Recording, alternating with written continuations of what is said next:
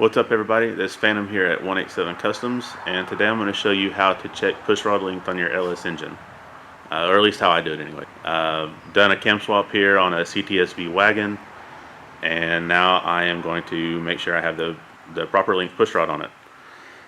To do this, you're going to need a pushrod length checker. I used the Comp Cam 7702. You'll need, if you have an LSA or LS3 style head, you'll need an intake and an exhaust rocker, and then you'll need an 8mm socket and a little bit of math skills. I like to start by bolting down a rocker on the opposite end of the stand where I'm going to be working, just to kind of make sure it's stable and everything's, you know, sturdy basically. So show you how I do it here real quick. Okay, we got this CTSV wagon here that we did a cam swap in.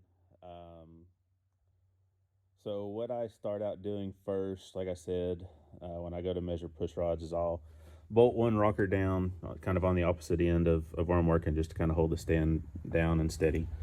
Then I will get the cam on the base circle, and then on the push rod length checker, this won't really, there you can kind of see it. You can see the perforated line there.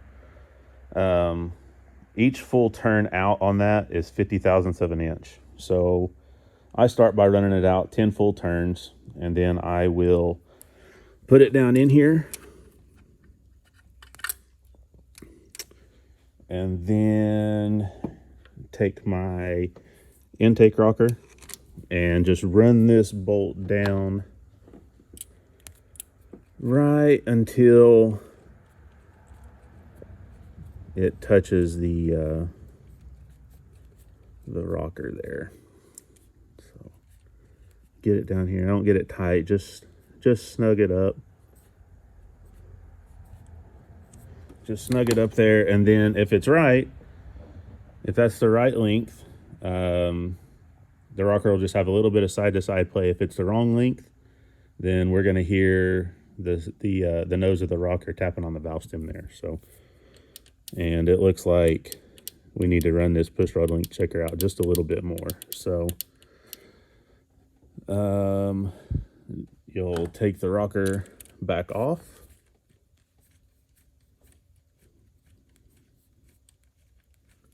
I've cheated a little bit. I actually know what length pushrod this needs already, just to help speed up the video here. So take that back off, pull your checker back out. So we were at 10 full turns out. I'm going to go ahead and turn it one full turn. So there was one full turn. Sorry, there's one full turn. And then I'm going to turn it about a half more. You see it here on the back. So put it back down in the hole, grab your rocker, bolt it back down. Again, don't really torque it or anything, just run this bolt up until it's snug.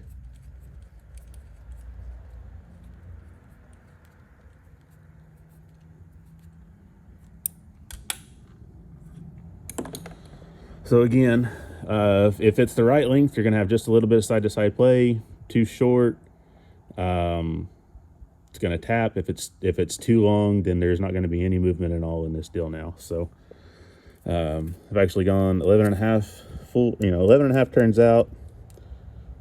No up and down movement, but just a little bit of side to side. So now we know that since we're 11 and a half turns out, I'll show you how to do the math here real quick to figure out what length pushrod we're going to need for this. All right.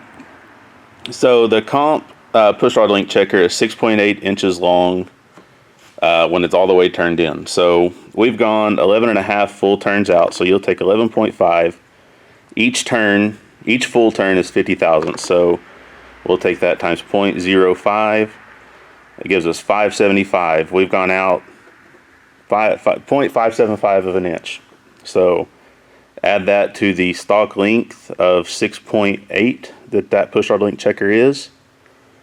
So that gives us, that pushrod is now 7.375 inches long. Now, on this hydraulic roller. It's going to need a little bit of preload. On the stock lifters on this deal, I usually try to shoot for around 75 to 80 thousandths. So we'll add that on here too. So add 0.075. And that's going to tell us that we need a pushrod length of 7.450 inches. I don't have that length. I'm going to have to order some from Texas Speed. But that's how I measure for pushrod length.